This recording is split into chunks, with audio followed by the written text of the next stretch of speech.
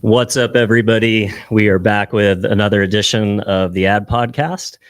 And today we are streaming from Skullcandy's West Coast headquarters inside of the Skullcandy studio, as you can see. A little bit of a step up on production value for the show. So thank you, Brian, for being such an amazing host today. Hey, you got it. Thanks for having me. Appreciate you coming down here and checking out the space. Yeah, for sure. So Brian Garofalow, well, Brian Garofalow, not to be associated with those pesky Garofalos in Italy, but is the CEO of Skullcandy. You've been in this role for about a year and a half now. Is that right, Brian? Yeah. Awesome. So Brian's got a sordid history and a long career in the action sports industry, working at iconic brands like DC Shoes, Roka, and he also spent some time in the private equity side on a turnaround with Igloo. Has been through and through at his heart a brand marketer since the early days of his career, and now over here doing the same at Skullcandy. So thanks again for coming on the show, bud. You got it. Making me sound pretty good. So yeah, let's maybe just kick it off. I know I gave a short little synopsis of your background, but why don't you give us the more detailed version? What are some of the highlights in your career as you've led up into your current role? Yeah, look, I think one of those right place, right time stories. So grew up in Southern California, was really into skateboarding and playing a lot of soccer when I was a kid. Was pretty terrible at both of them, but got to just see the skateboarding industry and then associated board sports from the commercial side just absolutely skyrocket all around us. And Orange County is the global headquarters of that industry. So the brands and the art and the culture, all those things just really, really captured my attention. Just thought it was such a cool community and participated how I could, and always wanted to be able to build that and put my efforts into something that brought me so much joy. So went to business school here locally at Chapman University. Started working at Soul Technology right out of school that makes Etnies, SC America, 32 snowboard boots, and then took that brand track. So was able to run some really cool brands. So you mentioned a few of them, but DC Shoes and Element Skateboards, and I think Ruka was a really, really exciting one for me. And then did a tech startup as well, Yosher. Right. We talked about that a bit. In some personal time together, but and in the private equity space, that was really interesting to me of looking at a kind of a case study of a moment in time and really looking to improve very specific things inside a business within a time frame, with the intent of adding value to an asset. And Igloo was my first go there. I was the chief marketing officer. We had a phenomenal team there. I had a great boss in Dave Allen. He really mentored me and added a lot of value to my career. We had a great exit with that one. So that was sold to the Dometic Group. They're a phenomenal partner and owner, and really great addition to their business. So from there, was looking to take the next step, and ended up at Skullcandy, which I think I couldn't have written the story any better. Where it's a consumer that I know really well, distribution channels that I know really well. It's in your sweet spot for sure. Yeah, the idea of building community around a shared set of values with consumer goods, and then there's a couple rough parts of the business that we got to smooth out, and now we're doing some really, really fun stuff I'm excited about. I love it. Well, we'll get into that. So for those trying to get into the action sports industry, it's kind of one of those industries like the music business, right? Like a lot of people want to be in it. There's a lot of affinity around it. It has a sex appeal. Was it hard for you to get that first gig in the industry? Honestly, no. Nice.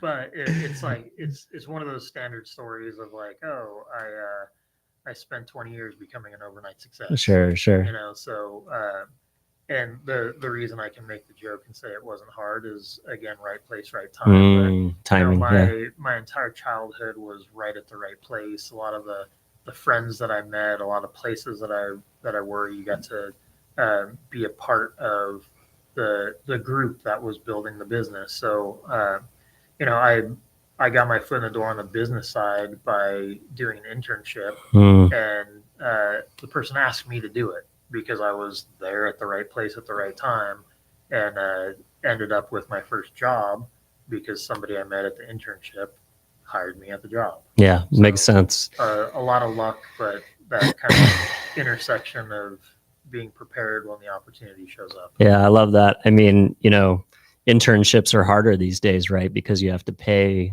You don't have the college system and the work for free stuff that maybe we had coming up. Like I got to intern at the Santa Barbara Film Festival when I was in school, and then Ivan Reitman's Montecito Picture Company. So I had 2 years of pretty decent job experience going into the entertainment industry, but didn't have wasn't getting paid during that time, and luckily was privileged enough to do that. And my parents supported that decision when I was in school instead of waiting tables or something like that.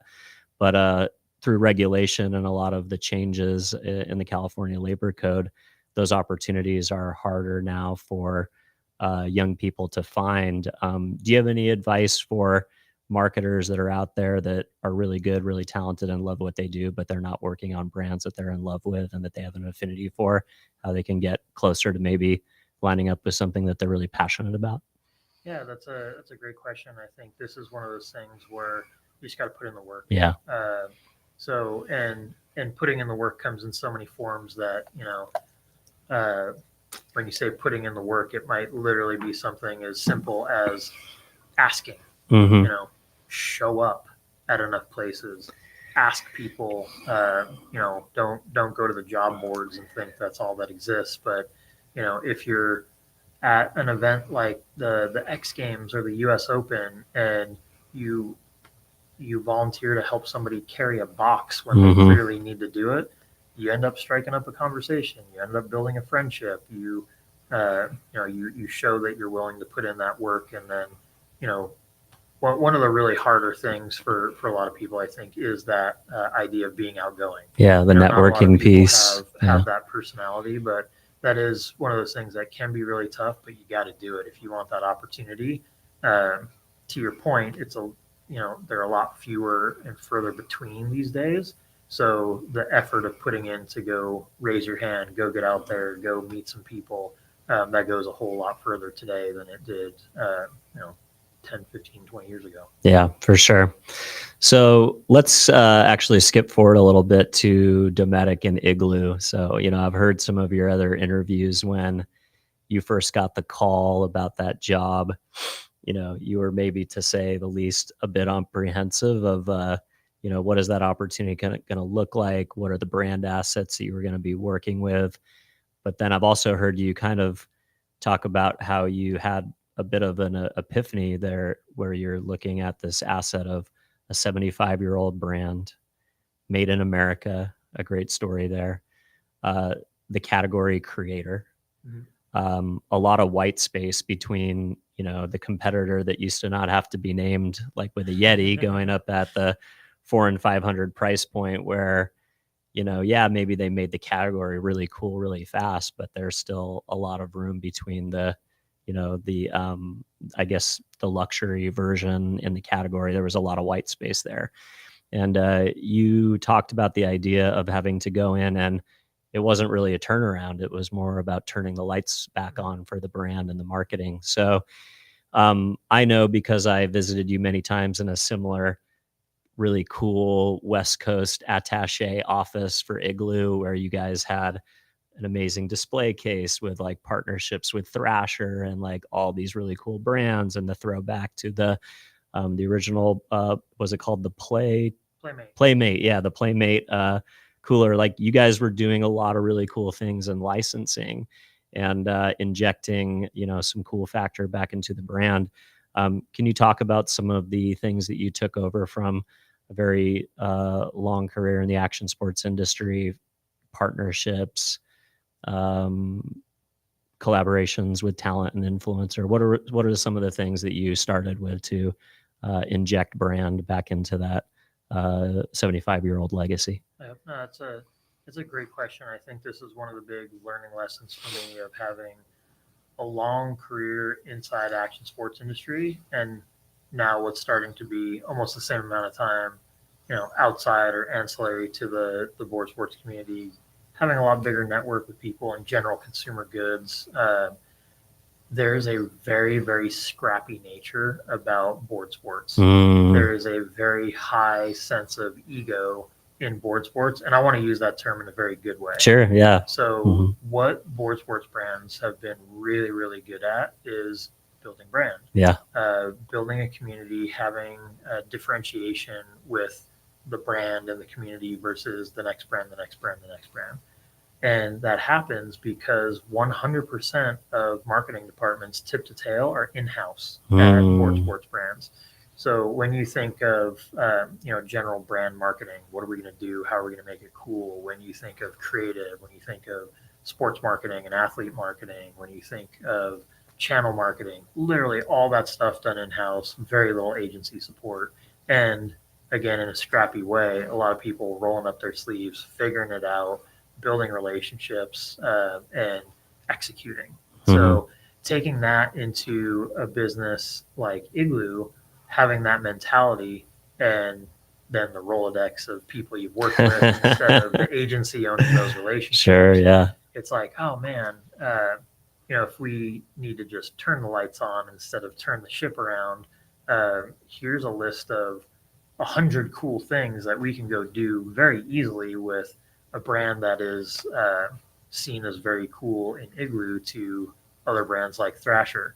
Like when you go talk to the team at Thrasher, it's like, oh, well, we're using an Igloo right now when we've got a 12-pack on ice and we're just going to go skate a bowl in somebody's backyard. Like super authentic, but then having the permission to go do something fun directly with Igloo.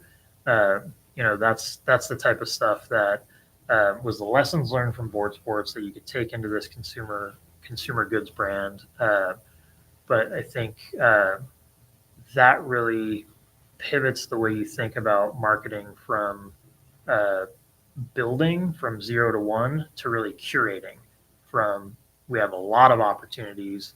What are the right ones for our brand? And then what do we know we can execute best on? Yeah, I love that. I listened to you in another interview also talking about how do you turn coming into a legacy brand like Igloo that has really a majority of its distribution through retail partnerships, and a lot of people that maybe see direct to consumer as a threat, both internally and externally, and how you were able to come into the organization through education and not just being a bull in a china shop and saying, okay, we're going to go after it and grab these customers our way. You really brought unity and consolidation around like education and bringing everybody in and building consensus around what you guys were going to do. But what I also found really fascinating is you talked about using the direct consumer channel more as a proving ground and a test laboratory to make small marketing experiments, throw 10 really interesting ideas at the wall. 9 of them don't really make an impact, but one of them really hits it out of the park. And then you're able to actually take that experiment in direct consumer and then replicate that 100x inside of retail partnerships with, giveaways and retail media networks and end cap activations and on premise and all the amazing assets and co-op dollars that you have through partner marketing.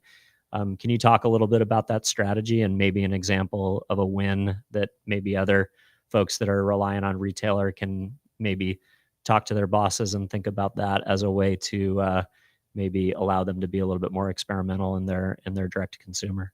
Yeah, sure. So just like any of these, fairly complex problems, you're going to have your resource that you're available to work with. I always bucket that as like time, money, and people. How much of all those things you have when you're in consumer goods, product is always one of those resources as well. Can you do very small limited runs? Can you do customization? Do you have super high MOQs when you need to go do a major product launch or not? So I think immediately I have two pretty cool examples. And the reason that these worked is because in that business, we got a very small share of direct to consumer and we had a very large share of retail. And we made the strategic commitment that we didn't want to replace retail with direct to consumer. And we thought there was a nice, tight, small amount of distribution that should go through that channel. So we had the great relationship with the consumer. We could move some really interesting product that maybe had better margins than we could find in other places.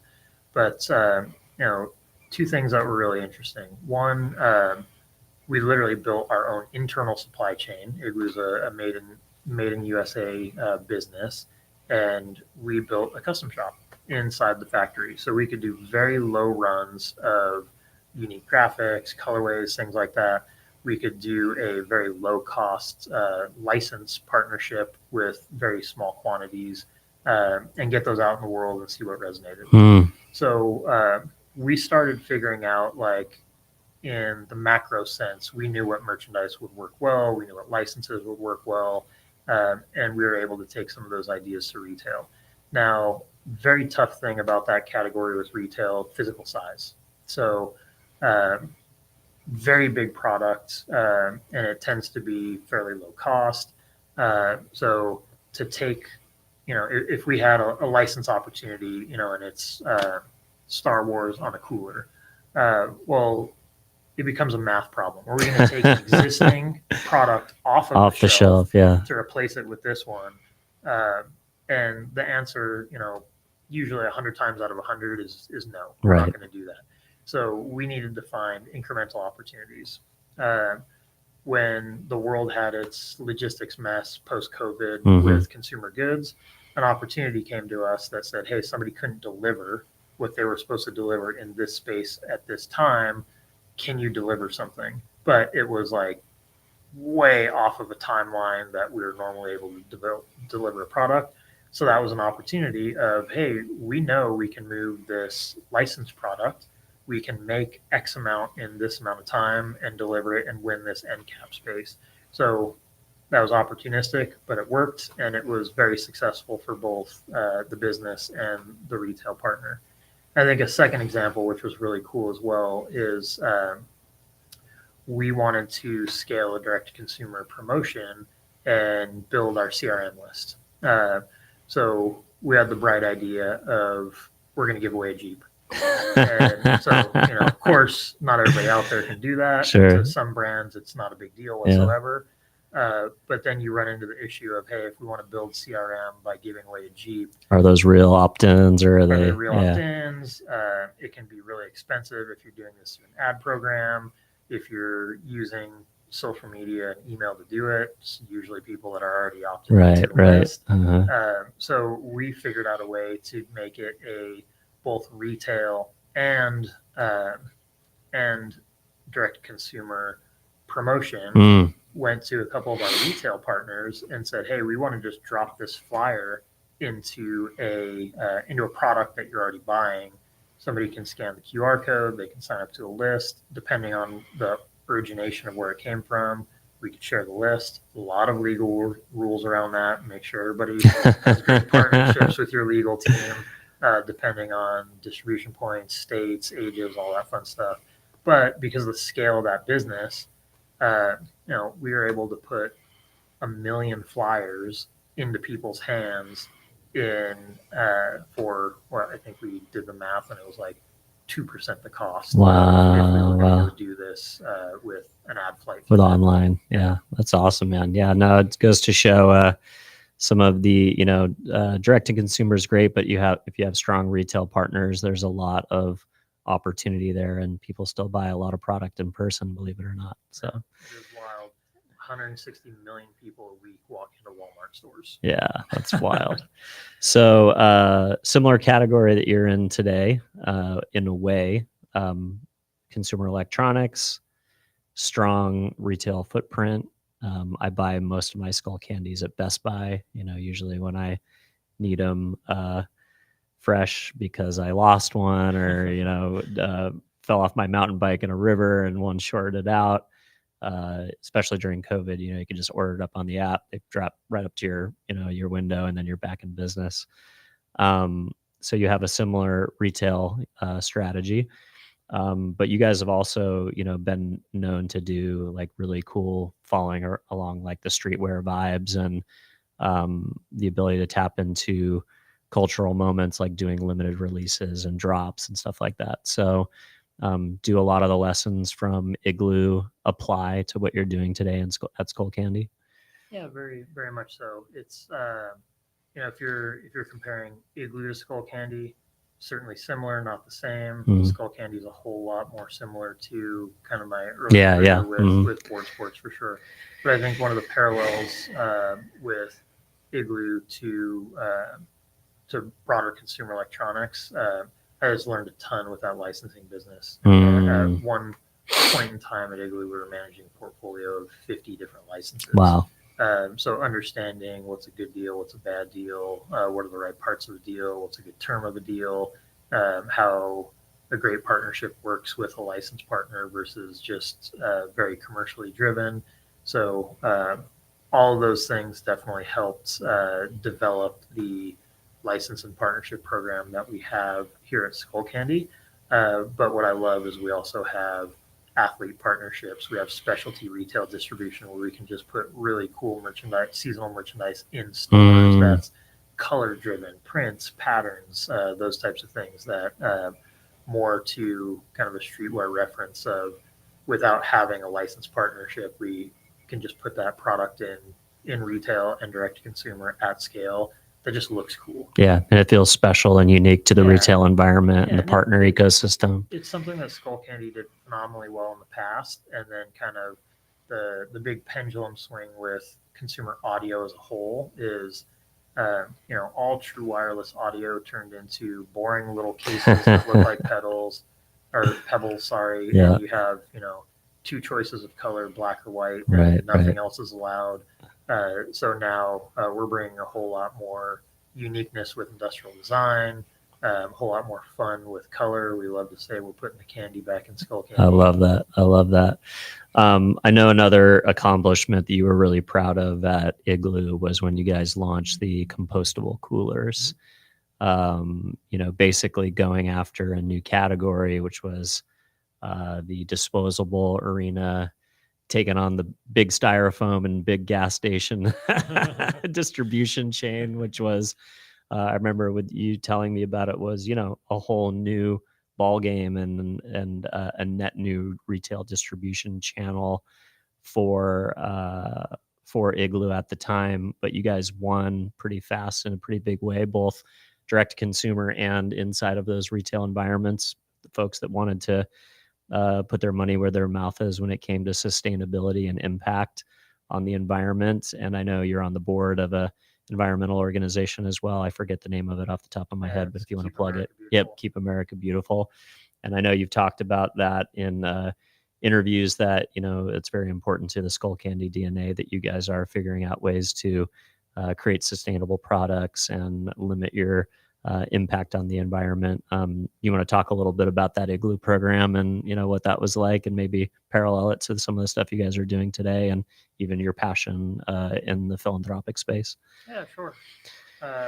So that's just starting on the personal front, something that's been a whole lot more important to me kind of in my current life of spent a lot of time outdoors. I'm a firm believer that we as a society are making things worse in the outdoors. Sure. You can debate science of CO2 emissions and greenhouse gases all day long, but one of the things that I do with Keep America Beautiful is literally just litter cleanups. Yeah, that's great. And if you're out on a hike in the middle of nowhere and you're in one of the most beautiful environments ever, chances are you're seeing trash on the ground. Yeah, it's pretty bad. Just kind of a bummer. Yeah. Spending a lot of time surfing, seeing what pollution does in waterways, and then just the general principle in life of I'd love to leave it better than I found it. And then more selfishly, like really hope my kids and their kids and their kids' kids have it as good as I was able to have it. So that's kind of the personal piece. Over at Igloo, uh, there's a lot of different factors here. So one, Igloo is a petroleum-based business, so Mm. a lot of oil goes into making plastic. Igloo makes a lot of coolers, and we were very much not shy about, hey, this isn't the greatest product for the environment, but we realized that and we owned it, and we knew we had the scale that we can make a difference. So there are regulations that came into play around emission of VOCs in the manufacturing process. And that was actually our moment where we were able to say, you know what, the law is going to change. Let's go be 50 times better than what the law is asking for. There was also, there's always an inflection point and a moment where these things become important or not important to organizations like that. And that inflection point happened before I got there. That's cool. So a couple people came up with the idea of that pulp-based cooler, and they were two very loud voices, but inside a very large organization, and product people and salespeople. But when I was able to join, also in the seat and having a personal conviction to spread things like that, being the marketing person is like, we need to sell this internally first. Sure, yeah. And let me help do what I can here. And so I think we had a great team that was able to sell it internally, get people on board internally, make it a commercial success, and then the pulp cooler turned into a bioplastic cooler, and then that turned into having soft-sided coolers that were exclusively made from post-consumer recycled Wow, that's cool. So we literally went from nothing to a huge part of the line made with much better for you materials. That's awesome. And it all started with that one little idea of the pulp cooler. So that's the Igloo story, and I love that one, and it's going very strong today. And then moving over to Skullcandy, like, one of the things I love about coming here is I walked in the door and 50 people hit me upside the head with, we need to do better with our social responsibility, environmental causes. And I was like, oh, let's go. Great, let's go.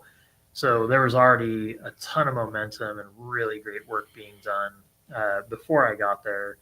And then one of the things I'm excited about is this spring we launched the Eco Buds. So Skullcandy's most environmentally sustainable product that they've ever made. So we came out with a little true wireless product, lots of post-consumer recycled plastic resin in there. And then one of the biggest challenges here is lithium ion. So all the batteries that power all your products are not great. The cobalt mines and all that stuff you've been hearing about. Not great for the environment with the supply chain process and then the end of life process. So we actually made the decision to take the battery out of the charging case completely and make a much lower carbon footprint there. And now the charging case has a little USB-C cord that is a part of the case.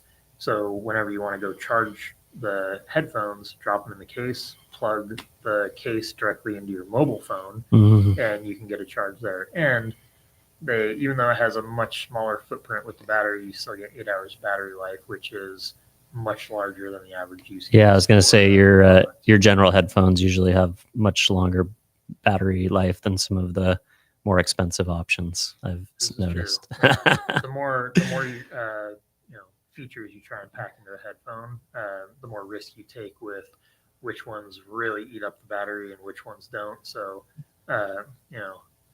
some will not be named. Small little white ones. They work really well with their phone component, but that battery life is pretty tough. Yeah, the ecosystem. Yeah, that's funny. It's headphones are the one category where I don't really care to, and watches, obviously. I care about that ecosystem very deeply in certain ways, but when it comes to watches and headphones, it doesn't really seem to bother me. I think you talked a little bit about that, the idea of, there are some consumers that are going to be Skullcandy all day for all options, your day-to-day, everywhere, cordless, your kind of more active lifestyle piece when you're out running or exercising or doing active things, your noise cancellation set for travel and or watching an action movie with the family.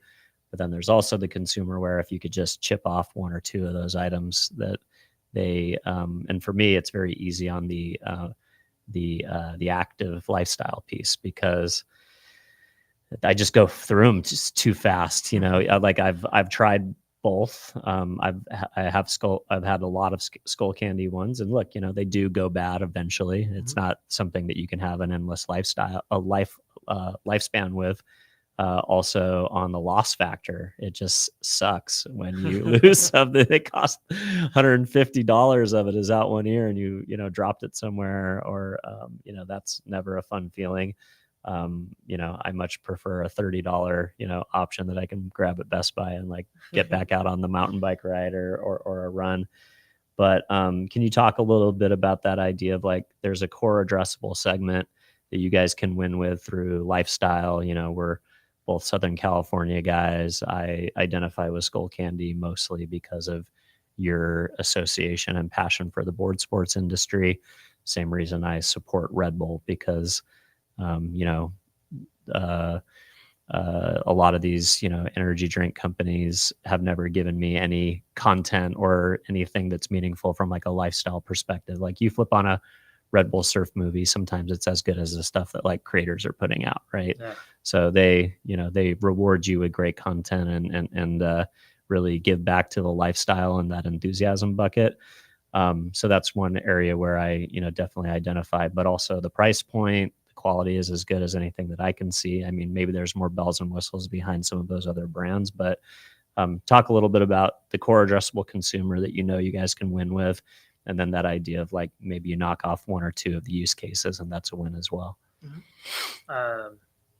Yeah, I think you just did a great job of explaining it for me. Sorry, I do that sometimes. Look, we talk about use case all the time, and the core use cases, you literally just described them. When you think about demographics, psychographics, in general, our consumer is a little bit younger than Gen Pop. Our consumer is a little more active.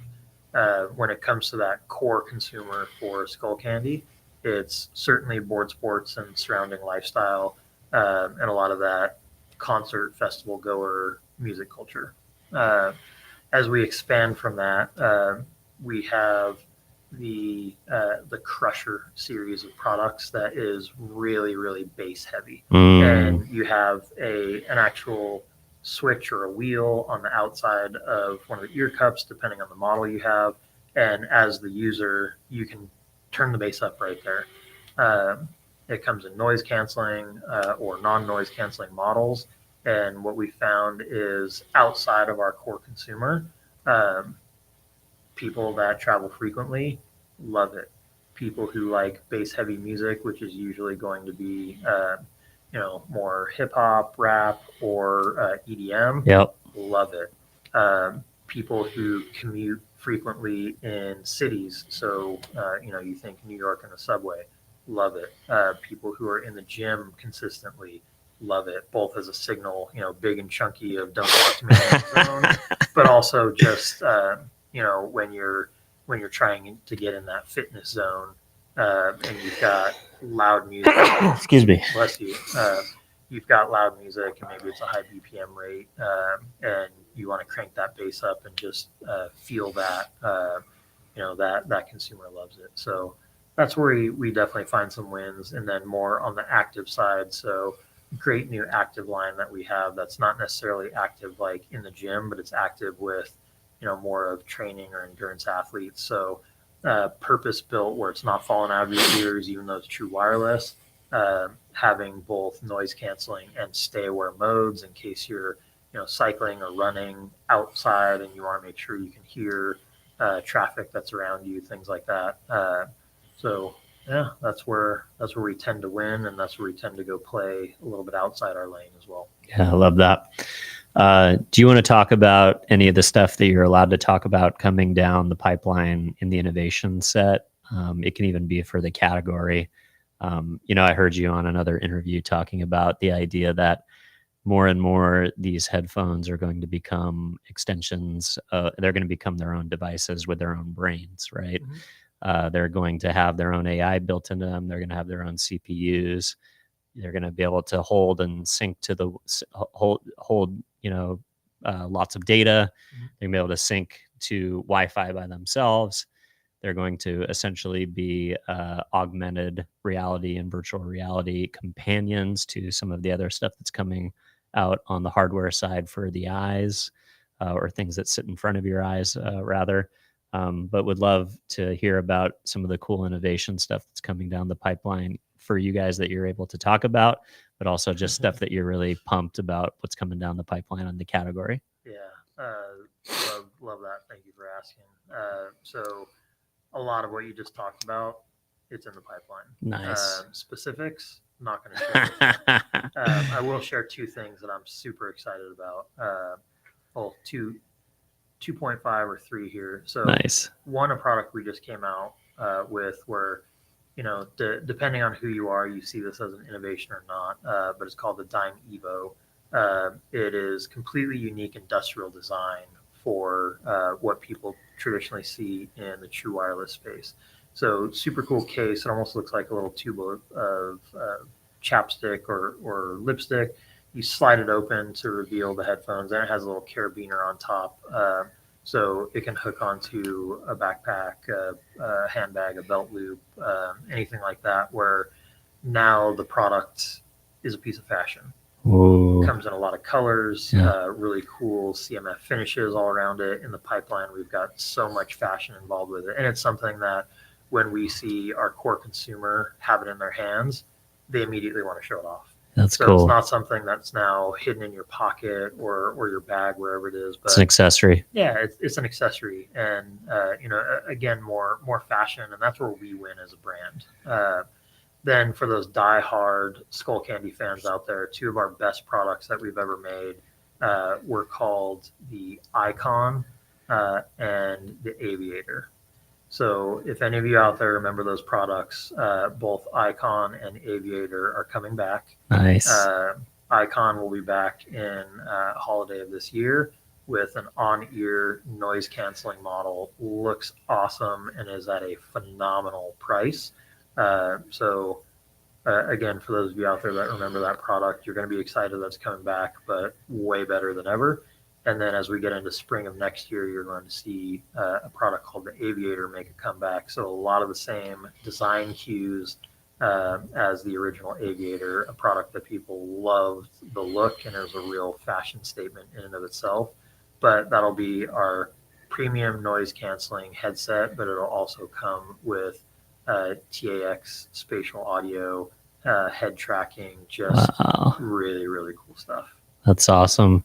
Is the category at all ever thinking about like trying to make them almost invisible? Like, is that something that is even on the spectrum, or is there ethic issues with that? Like an invisible headphone where you can almost not see it? Like, is that at all on the future roadmap from the perspective of innovation? Like 100% for those in the audience, and when anybody in general pays attention to consumer electronics, there's always a trend and a bit of a pendulum switch of like make everything as small as possible, then put as many features into something as possible, and usually innovation on the feature set makes things a little bit bigger. Yeah. So think of what happened with cell phones in the last 20 years. They were giant, and then they went to as small as possible, and then it was like, okay, let's think about human design. Yeah, like this is the perfect size, because I don't even use an iPad now with this, but the one that was smaller than that, I needed an iPad. Exactly. Yeah. So I think size is we have enough technology now that size becomes optionality and consumer preference. That's tough on the manufacturer's end because you got to build a lot of different sizes. But there's cool enough technology where you'd have really small stuff or really big stuff. When you think of headphones specifically, could they be invisible or so small that maybe they sit in an ear canal versus on the ear or over the ear? I would say go take a look at hearing aids. Right.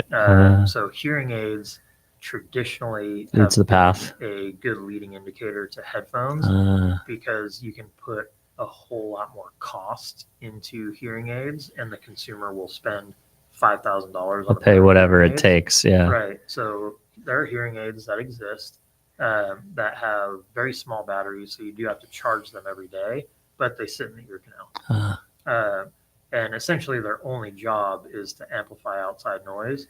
But if you think of what's coming with AI, with the size of silicone, with the size of storage, yes, Yeah. At some point in our lifetimes, I don't want to say how soon or not how soon with what I've seen out there, but yeah, you'll be able to put everything you see in a current headphone into your ear canal. I always like to talk about the future. Yeah. So is there a time off in the future where something could be literally implanted at birth? Yeah. Like a Neuralink type situation. Yeah, and maybe remove when you want it to, or not remove when you want it to, but something that can deliver content to you, something that can think and translate language for you, something that can be attached to, a part of an organic part of your ear, and tell you when you need to eat a banana because your potassium level's low, tell you when you need to hydrate, tell you when you might need to get some rest. All those types of things are cool to think about, also a little bit creepy. Sure. Yeah. I'm a little bit of a Luddite on the implants spectrum, but I do like, the smallness elements, but kind of ruins the branding opportunity too, right? Like the identifier of, oh, that's a Skullcandy because of the color scheme and the model. But I also, you mentioned like, maybe I'm not going to need the Aura Ring too soon because that will already be dialed into the headphone because it sits in the ear canal and there's better receptors there. So yeah, I think it's pretty exciting still. I know I'm an Aura Ring user as well. Yeah, when you just think about that general broad spectrum health monitoring device, you can get that in 10 different forms already today. So that's it's always interesting to think about, what does the consumer say is the one that they prefer. Yeah, no, I love that. So let's take a step back to the olden days and talk about a little bit of a depressing subject, but let's talk about the current state of, board sports and the industry. It's where you cut your teeth. You're a huge fan of it, still probably the end consumer, as am I. I heard you talk about in an interview recently that there's never been probably more participation, in the categories. That is definitely clear. Anytime I go out surfing these days, it's as busy as it's ever been. A few more people than they used to. Exactly. The COVID bump did not go. Everybody got their boards and then, stuck around. I'm bullish on the wave pool industry. I've been to the Slater pool on behalf of Adobe and got to do the sponsor day there when I helped broker their sponsorship of the WSL. Probably one of the top moments of my life. I drove my RV all the way from Charleston back to this side of the country in 5 days just to get in that pool, much to my wife's chagrin. I did an activation at my last agency at Waco called the Brodeo, where we brought out influencers, the WSL, the US Team USA, and a bunch of brands just to do a content day and to, have that as our playground for a day and a half. So, to get 38 waves in a 1 hour session, with 3 people in the water is probably, close to nirvana for me. But there's theoretically like so much of like the old board sports days. And I've heard you talk about it as, you show up as a kid that went to school in Orange County, you show up to your first day of school at University of Arizona, you're wearing the labels that we associate with, and you have a look. And, for a long time that kind of cascaded coast to coast, right? People were wearing Volcom and Quicksilver and Hurley board shorts at pools because of the influence of the coastal lifestyles. So participation is up, but now we see, storied brands go to a license, We've got the Olympics. That's should be a major boost. But then I think you've also talked a little bit about how the fragmentation of media channels has maybe been an interesting development and provides maybe much bigger audiences to tap into. But at least on the pro side, I think you've talked a little bit about a lack of originality and personalities and some of the things that we used to have, like Tony Hawk and some of these legendary guys that became that transcended the sport and became culturally relevant culture. But what's your just general take on the industry at large and the current state of things, and how that continues to be a major pillar, at least of Skullcandy's brand DNA? Like there's one of those subjects we could talk about for about. It's a whole other show. Yeah, we could go on for a week straight on this, but look, in the big picture, I don't think it's depressing. Yeah, you've talked about cycles. Yeah, it's. I've lived through 3 cycles now in the board sports industry. You know, from just getting into it and it didn't exist to, you know, Pepsi was all about Pepsi and Swatch were taking over the industry, and in the 80s, and then it didn't really catch on. But then we had the early 2000s absolute boom, and like, I think the best sign possible is consumer participation. So more consumers ever that are participating in those core 3 sports. When you think surf, skate, and snowboarding. When you think the ancillary sports around that, you've got skiing, BMX, motocross, all that stuff. Like, there are so many people doing it. It is so exciting. It's so cool. There's lots of great event production around all of it. And the place where we tend to get a little bit bummed is on the apparel side. Sure. So very, very big differences that are happening now versus way back when it was boomtown. Big sporting goods companies have come in and kind of beaten up the endemic guys. You have retail landscape. When you say endemic, do you mean specialty, like neighborhood shops and stuff like that? You think of Nike and Adidas versus America and DC shoes. Mm-hmm. So then you have retail landscapes very changed. In the early 2000s boom of board sports, nobody knew what direct consumer was, and Amazon didn't exist. So today those exist in a big way. Then you have technology with supply chain.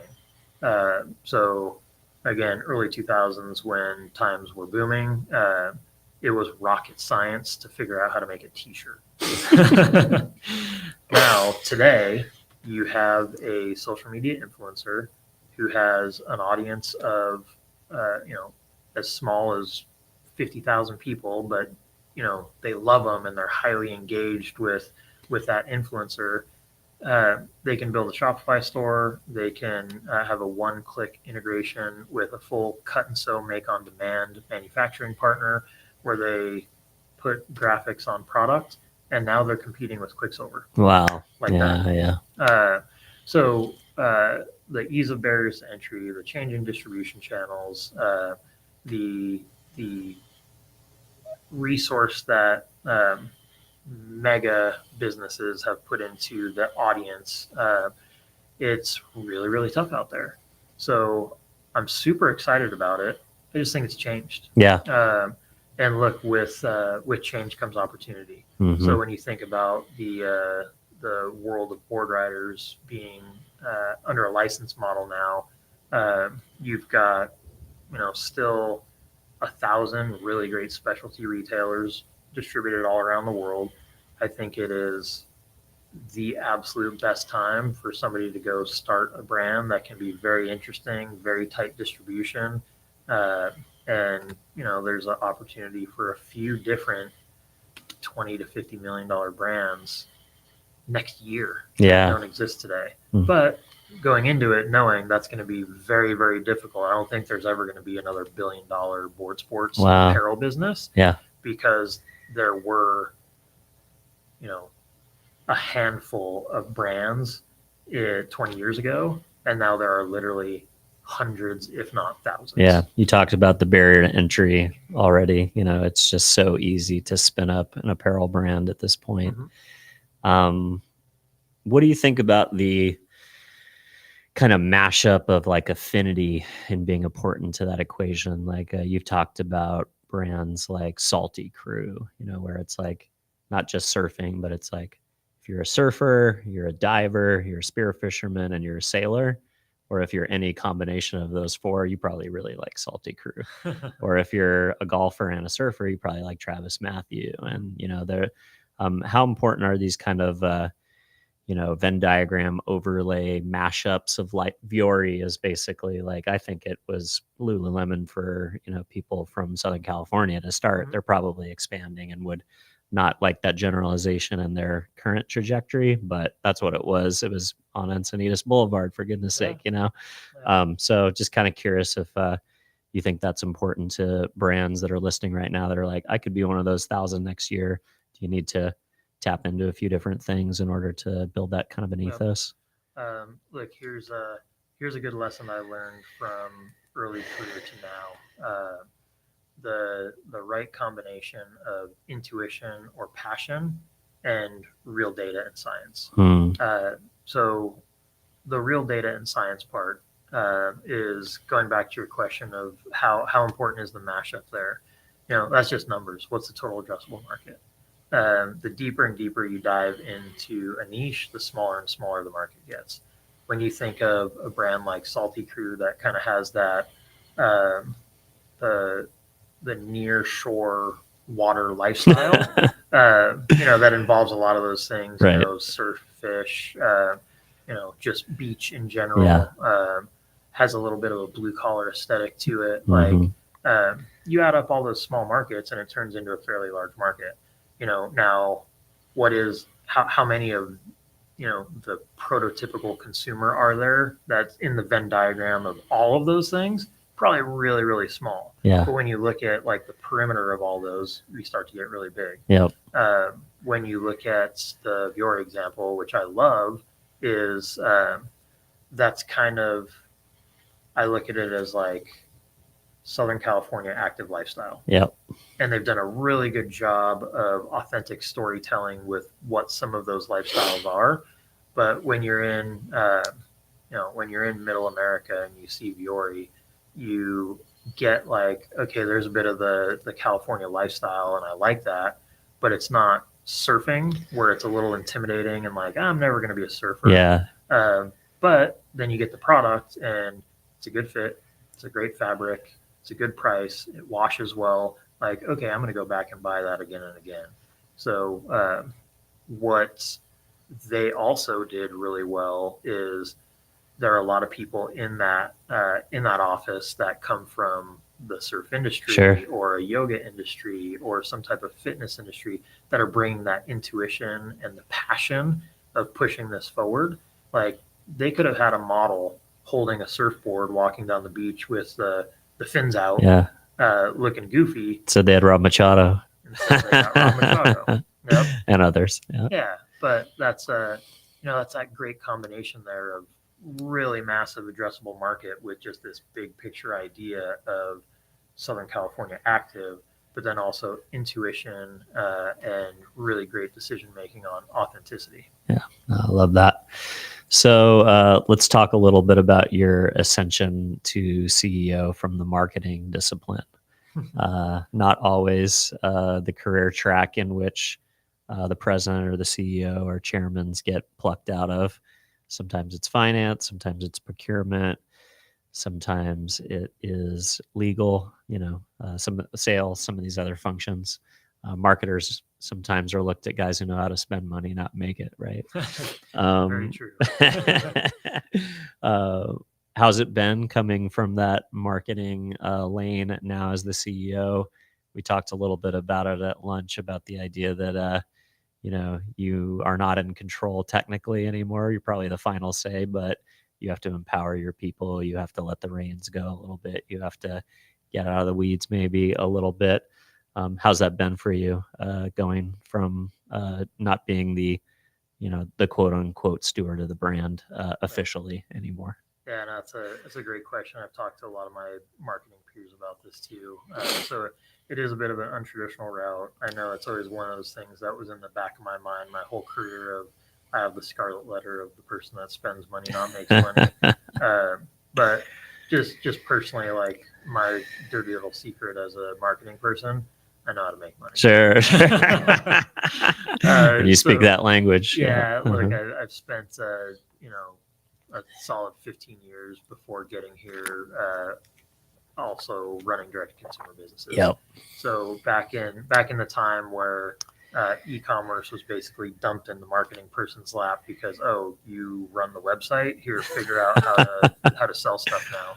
So from pretty early stage of my career, understand being able to have an understanding of the mechanics of e-commerce, and then spent a lot of time investing in that. I think I had a good foresight of this is going to be a big deal, and also had kind of that luck and opportunity of a lot of really, really talented people in the direct-to-consumer space around me.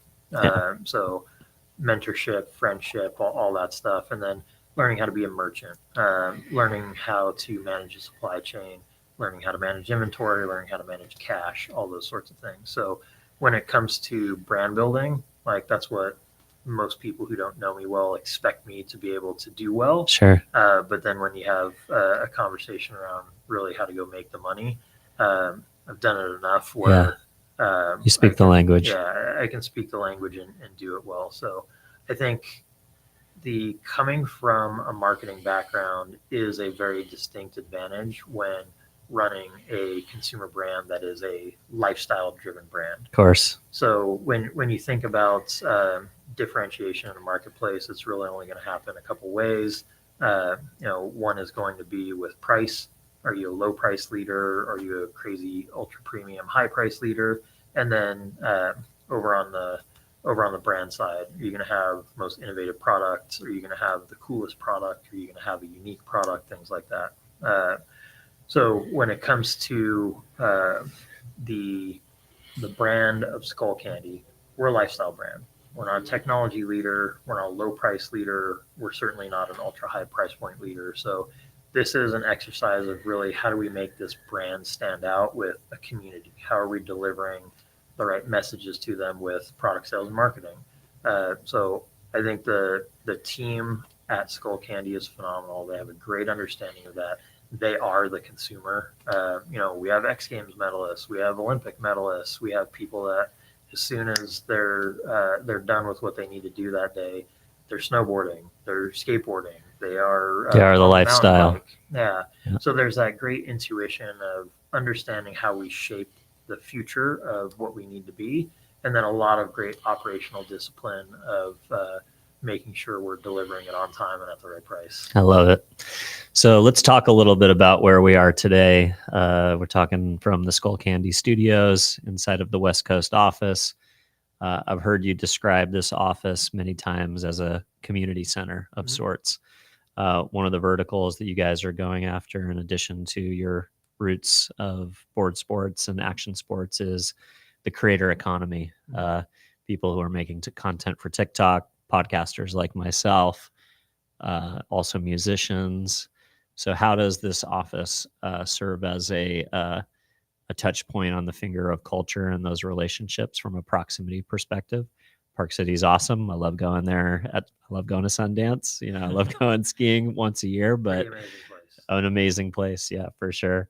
But this is definitely, the heart of, a lot of, the largest output of YouTube views is Los Angeles. The second is Utah, is Salt Lake, believe it or not. And you know that from relationships with guys like Sean Duras and all the amazing creators that have come out of the Utah, Devin Supertramp. I mean, there's this Utah and Salt Lake City proper metro is the second largest output of YouTube views in the world, believe it or not. So you got both of them pretty well squared away. But why was it important to have this office and also the way that you set it up to be somewhere where you could invite folks in to experience the brand with you? Yeah, I mean, it's again all about the consumer. So we look at three really big consumer groups for us. One is that active person, two is the content creator, and three is a gamer. So when you think about who are those people, where are they? Well, the active person is in the mountains and they're at the beaches. So we once had an office out here, and knew that it was a great community touch point, and it was a great place for those consumers and our super fans to go interact with us. And we built a phenomenal new office in 2017 out in Park City and absorbed everybody into that office. In hindsight, I think that was a bit of a miss because you don't have that everyday interaction of just popping by the office and dropping in and then go telling the story. Oh, I was just at Skullcandy. Oh, I filmed my podcast at Skullcandy. Oh, I went and grabbed new product from Skullcandy over there. So coming back here, it was really about being in the center of a community of people we know are fans of ours, and we want to be more active with them. So small office here. We have a few people that work out of here day to day, but then the block we're on, Randolph in Costa Mesa. This is it. Awesome block. Yeah, a lot of history. Yeah, it's got a couple breweries, a couple cool restaurants. There's some awesome brands. Period Correct and Quiet Golf are our neighbors. So you just have that buzz and that energy that happens here. And we wanted to open our doors and let those active people and the content creators and the gamers come in here and use the space. So, great example. We're doing a podcast together in here. Super cool. Yeah. How many people who are creators have a space like this? No, I mean, this is top notch. Very few. Yeah. So when you think about the opportunity to be able to just physically have a space and a home, but also the equipment and some expertise from our staff to come in and help you create the content you want to do, we're here for it, and it's free. Yeah. There is an event space here that holds about 100, 125 people that when you want to go host your event, it's here and it's free. There's a little gaming dojo here. So we've got a racing simulator. We've got a console set up that people can stream from. There's an edit bay here. All those things that we want to let the content creators have a space to create and take down those barriers of, I'd love to go film in $100,000 podcast studio, but don't have that $100,000 lying around. Come in here and use it. It's pretty awesome. You're that new brand that's going to go take a big piece of that market in the board sports channel next year. And you're a startup and you're in, I don't know, you might be in the parents' house. You might have the great idea, but not the resource to go do it. Hey, you can shoot your lookbook here. You can create all of your D2C imagery for your website and your retailers' websites here. You can go throw your kickoff party for the brand here. Like, we want to be able to support the community like that. And, it's been awesome. We've done a ton of events. We've had, 100 podcasts filmed here. Wow. But it's a big sales pitch. You need it. It's here. It's amazing. Costa Mesa. Come hit us up, and I believe there's a link on our website to get in touch with our program manager here who can get things scheduled. Yeah, I love that. I mean, you think about, it reminds me a little bit of what Casey Neistat tried to build out in New York at 370 Broadway with 368.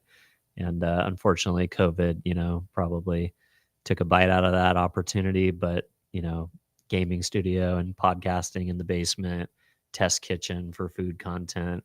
We did Adobe's partnership with the Wu-Tang Clan and Showtime. We did our release party there. I mean, so many cool things. But, COVID, I think, unfortunately, they were a casualty of that. But just the idea of building community, New York, LA, or Southern California, or New York for the creator economy, I think is super cool.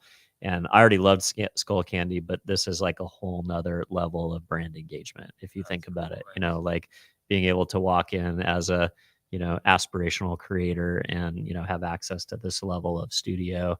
And so I think it's a great idea. And everybody who's watching, you should definitely take the team up on their offer of coming and checking out the studio if you want access to something really top notch. So we'll definitely plug that in the show notes. Love it. We don't have a test kitchen here, but I'm starving. That sounds like a good idea.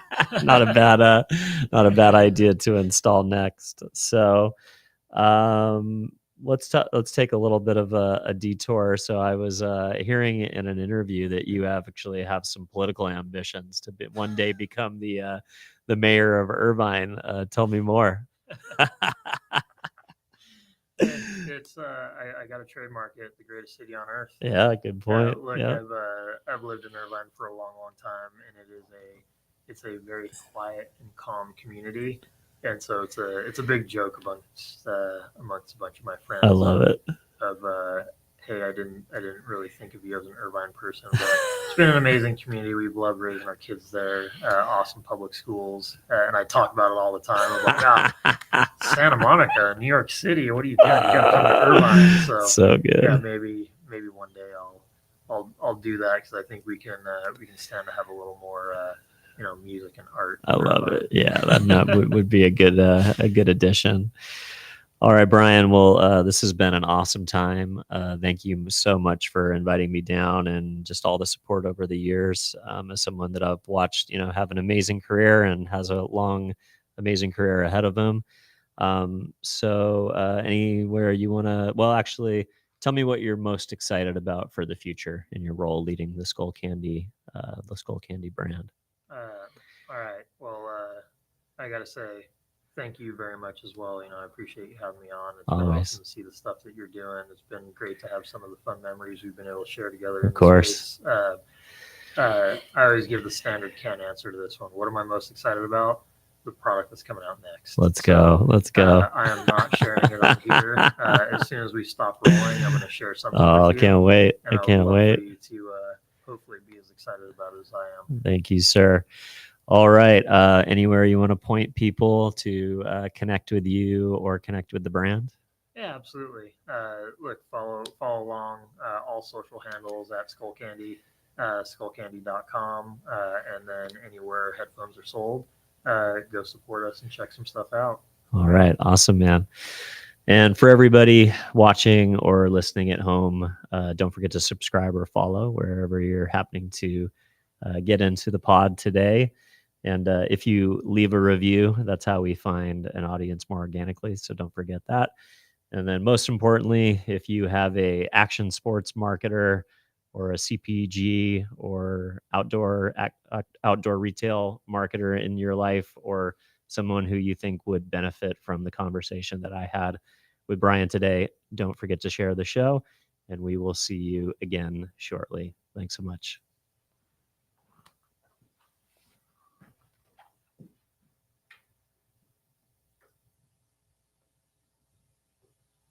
Oh, I forgot to push record. The run in and out.